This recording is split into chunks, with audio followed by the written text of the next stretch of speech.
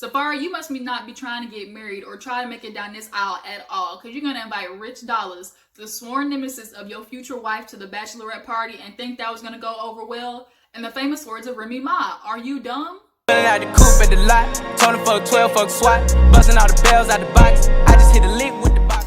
What up? Hey, you guys, your girl Gigi is back, and as you can see, we're gonna be talking about living hip hop New York. Now, I promise I have been trying to get this video to you guys for a couple of days now, but you know, this right here kind of shows I've been out of commission a little bit. I actually had surgery this morning, and I came home, took a nap, got a little bit of the anesthesia wore off me. Not gonna lie, kind of a little still out of there. You know, that stuff's kind of strong. So whatever come out of my mouth, you know, I'm not gonna be really liable for. So, you know, we're just gonna roll with it, okay? But nonetheless, I promise I'm gonna get the videos to you guys. So y'all be waiting. I appreciate the patience that y'all be having. But we're gonna talk about living hip hop New York. But before we do, y'all gotta hit that subscribe button if you haven't already. We are literally like 9-10 people away from hitting the 1,000 mark. So I appreciate you guys. Y'all been supporting your girl. We're gonna get there, okay? We're gonna get the K behind my name eventually. Okay, so let's talk about this episode and how it opened up. So Loving Hip Hop New York kind of opens up with Erika still trying to deny that she don't know the type of mess that she's creating, trying to push Tahiri and Joe together. Like, this is so obvious. Like, you're not gonna tell me you at no point thought of Cyn when you were playing, you know, matchmaker, okay, Cupid, eHarmony with Joe and Tahiri. Now, to me, Tahiri is always going to be the one that got away for Joe. There's just always going to be like that underlying love that they have for each other just because of the history. And like Erika said, like when they walk in the room, it's just natural chemistry between those two. That's fine and dandy, but let Joe be the one to, you know, initiate that process and stuff. You don't need to progress it and speed it up like being an a-hole, like you really are, Erika. And then Jonathan had to explain to her, like, look how this seems. Her ex getting back with his, like, with his ex, and you're her ex. Like, that's not making any sense. And then you want to tell me, oh, she's never on my mind. You know, I just, like, you're lying, okay? But karma's gonna get you because you sit here. Karma already got you with them goddamn teeth, because I'm telling you, bucktooth Betty is what I'm gonna start calling you now, because whoever told you that those were okay? Like, this is what we all tell you celebrities not to do. When y'all get new teeth, cool. But like, y'all need to know not to go up too big. Like, your teeth are way too big, and every time you cry, your mouth start pursing out, and it just don't look cute, honey. I'm just trying to tell you. You might want to get a refund on them suckers, but nonetheless, after Jonathan explained to her how foul the way she was moving, she kind of was like, okay, I understand, you know, I'm getting that I'm not being sensitive to you, because Cyn and Joe have a baby together. It's not going to be a clean split. I mean, they're going to have to co-parent all the time. And just because they might not technically be together still doesn't mean they're not involved in any sorts of way. There's still going to be feelings there. So, like, you need to quit with the Tahiri and Joe, okay, Cupid stuff. Like, if Joe wants to move on and, you know, do that on his own free will, cool. But don't be like the catalyst for this junk, like, speeding stuff up, like, just because you want to have your little moment on Loving Hip Hop. Because trust me, your time ain't going to last that long on here, because this little storyline with Safaree getting old real fast. So, speaking of that, Safaree, he does a little photo shoot, and Erika and Tahiri actually end up talking about the conversation she had with Cyn. Now, Safaree wants to do his little EP and stuff like that, and are we into Safaree's music? Like, that's a good question. Like, are we ready for Safaree to continue to drop music? I mean, we all kind of know he has some underlying talent, obviously, because of his contributions to Nicki Minaj's career. And I feel like if he actually really took it serious, like, he could be okay. But he always kind of gets into these antics because he kind of falls in the line of like that Bow Wow Little Romeo category, where it's like, it just always seems like y'all be wannabes, y'all try too hard, and then when y'all drop music, it's not like y'all are really taking it seriously kind of situation. But nonetheless, he does a photo shoot looking real like hot chocolatey and stuff, all greased up and everything. And Tahiri comes in, and Erika explains to her about the conversation with Cyn. Now, for Tahiri, it's like, I don't want to be, you know, the reason that I break up, you know, a happy home. I'm not trying to do that purposely and stuff like that. So I hope that's not the impression she's getting from me. And, you know, Erika had to realize, like, I was kind of messing up. Like, I was doing a little bit too much. So maybe I should back off of that situation. And her and Cyn kind of called it truce. So, you know, Safaree wants to know, like, if they see each other next time, will they be cool? Like, will they be butt buddies? Like, that type of situation? I don't think so. But at least next time when they walk in the room, they're not giving each other, like, the eye daggers and, you know, ready to pop off on each other. Because if you, truth be told, I think if Erika had not been pregnant, Cyn might have jumped over that table. Like, that's just true tea to me. Like, I think she would have been ready to hop, skip, jump, and get on Erika's ass, no problem. But after Safaree's, actually at the end of the photo shoot, they start talking about the bachelorette party and the themes and whatnot, and they're gonna do like a dual one, kind of like how couples been doing it more recently, where they do them together. And Safaree's dumbass, he gonna sit there and invite rich dollaz because they make up later on in the episode, but we'll get to that. So let's talk about Yandy. So Yandy's at the playpen with her kids, and she gets a call from mendeeces saying that he's gonna be home. And finally, it's like this nigga's gonna get like an actual date that he's gonna come home. You know, for a couple of seasons now, we get like bits and pieces, like 2 steps forward, 1 step back when it comes to getting mendeeces out of jail. But it seems like this time it's actually happened. Now, from what I'm aware of, mendeeces actually is currently out of jail, but I think they're waiting for it to come up on the show, for him to actually be out on the show to maybe do like a public appearance and actually put a photo out together that he's been out. Or it is, you know, he got out here on house arrest and he can't do nothing, so he can't go out into the public. Like, it could be one of those situations too. Because I had no idea he went to jail for conspiracy to distribute. I didn't know you was going out there like that, mendeeces. Your little Lucky Charm self was really out there trying to play gangsta, huh? Like, conspiracy, I mean, at least it wasn't the actual drug stuff. Like, you didn't get caught with the drugs, but you got caught walking into the building with the drugs. So, like, you know, you just kind of got guilty by association type situation. But nonetheless, he served his time. He's ready to get out, see his kids. You know, Yandy has this child, Infinity, and she actually, when she goes to tell mendeeces' mom about him getting out, that comes up in conversation, because she's like, now I need to figure out, because the police actually did a walkthrough of their apartment and home this time, because usually when an inmate comes home, they have to have a legal address that they know they're going to be at, and they have to check that, you know, location, all that type of stuff. So since that was done, it's kind of seeming more like real that he will come home, but there is a conflict of interest with the fact that there is a foster kid at that home. And I've heard of this law before, actually, where foster kids can't be in any location where there is a convicted felon. So Yandy, low-key, you might have to make a decision. Like, are you going to choose your wife, your husband, or, you know, Infinity? Now, we all know 9 times out of 10, she's going to choose mendeeces, because, first of all, it's been, 4 going on 5 years. We know you dry down there, okay? And we know the batteries done run out. Duracell can't go that long. So you're going to have to get your man home. And unfortunately for Infinity, like, maybe you could, I don't know, bounce her off to Judy. Maybe Judy will watch her.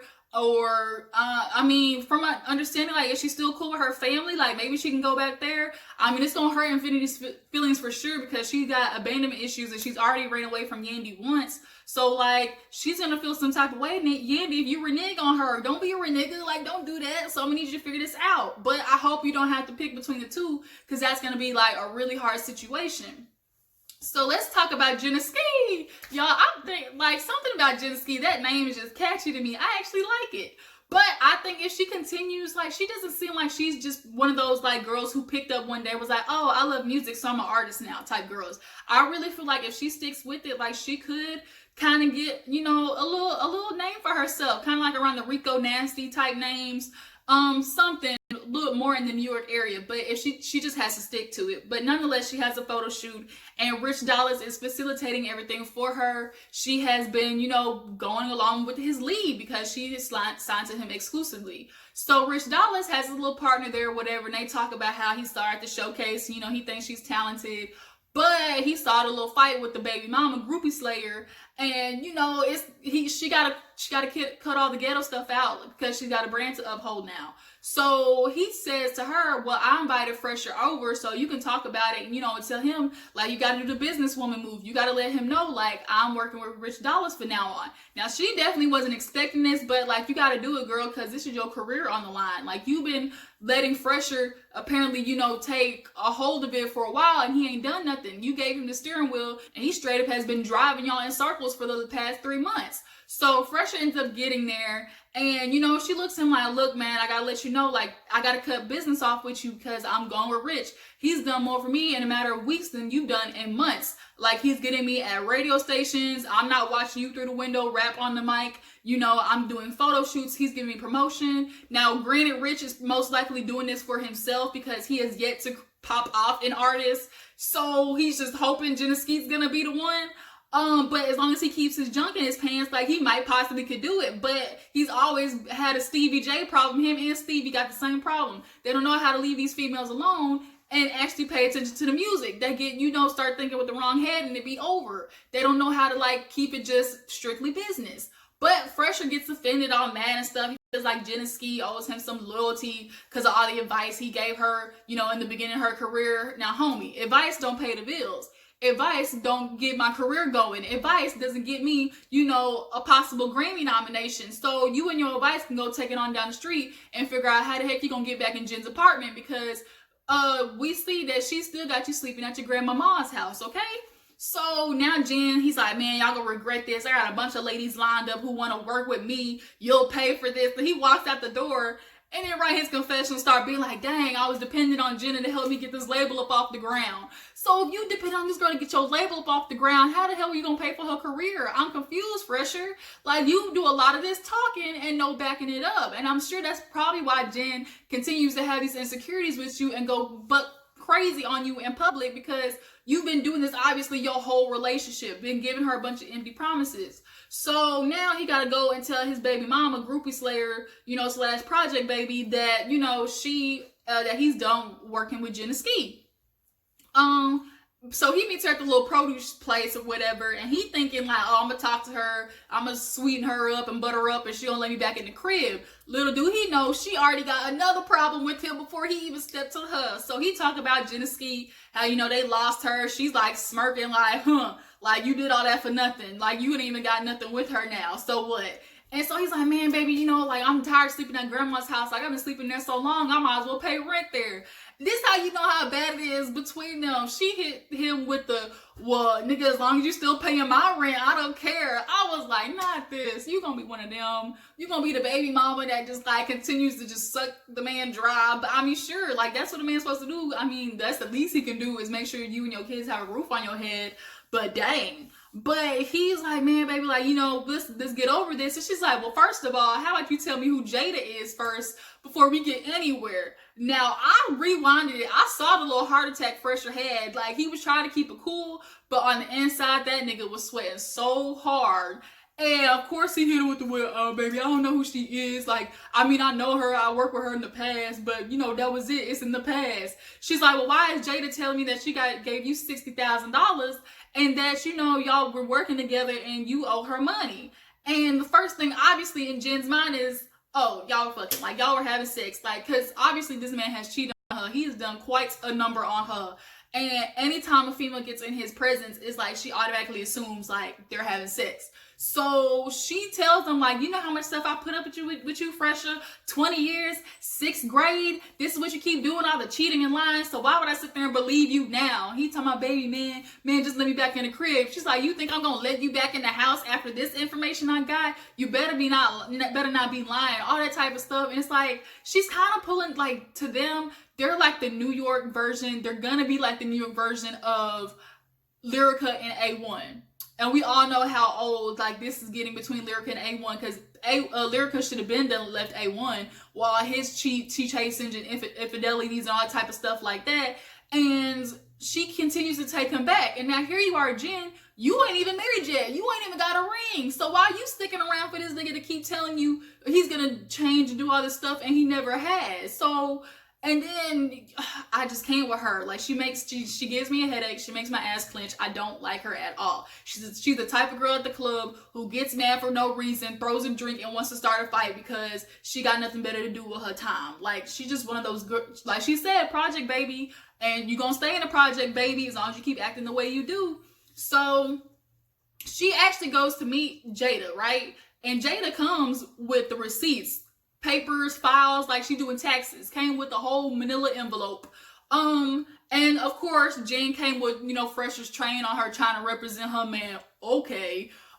So she's like, okay, Jada, what you got? She's like, look, I'm coming to you as a woman to let you know I gave that man $60,000 and then some, and come to find out, you know, he promised me all these things with my career, and he went off and paid off his personal debts. And not to mention, you know, I'm missing money. You pop up with a new goddamn body, so I'm trying to connect the dots here. Now, of course, she's offended, like, oh, you paying for my body? She's like, well, I mean, what am I thinking? Like, you got this new booty and everything, and, you know, Nene uses the other day, blow a booty, because she certainly got that right now. Like, it is not looking cute, girl. You need to go on botch and get that fixed. Okay, it's looking like lopsided Jello cups, if you ask me. But nonetheless, of course, she gets mad. Oh, you a groupie. Oh, you want what I have. You want the car I drive. You want the man and everything. And she's like, bitch, I don't want that. I want my money. And then I think because Jen started going left, she hit her with the, oh, you just mad 'cause your man in love with me. And she started reading off the emails that he was sending her, talking about, baby, you know I love you and stuff. Jen's face, cause she could have had a stroke. She paused so much. And it's like, oh, okay, so you did give him this $60,000, but you did it because you loved him, not because you wanted this like whole career. Maybe that was a part of it, but you got tricked and played into helping this man, and he ran off with the money. That's what I'm starting to think. And Phresher, I'm not putting it past you to do it, because you look like that type of nigga. You just do. So now they both fight. Security got to break them up. Jen's like, oh, watch my ass walk away, like a booty and stuff. And then the girl's getting in the car, the Jada girl, and she talking about, oh, I'm not this type of chick. Like, we had a real thing. So y'all had a real relationship. So now Phresher got two girls thinking that, like, they really his woman. Like, Jen, you really need to be running, like, Forrest Gump style, out of here, okay? Because Phresher is not it. So let's finally talk about the Bachelor and Bachelorette party, because they do like a dual thing, and Erika and the girls are on one side, the men are on one side. Now the men's side is boring, you know, Safaree trying to be all classy and gentleman-like, and all the men sitting there like, where the hoes at? Like, where the strippers at? But on the girls' side, they got, you know, butt naked, chocolate bucket naked, and they got him flipping up girls and stuff like that. They were having a good old time. And Rich comes in, and I guess one of the girls come and tell Erika, like, Rich Dollaz is across the room, because Safaree and Rich have made up. They've apologized. They're cool. But even though that y'all are cool, Safaree, don't invite him to the goddamn bachelor party, especially in the same building as your future wife. So now the friends come over, like, you know, ghetto Destiny Child, and walk in and like pull a Charlie's Angels, like stand up, like look at him, like what is he doing here? And now he did get a little ratchet. He threw some money on him, and Erika saw it, and she's like, really, nigga? Did you just throw money on my friends? He's like, what they doing in here? He shooting the money gun and stuff.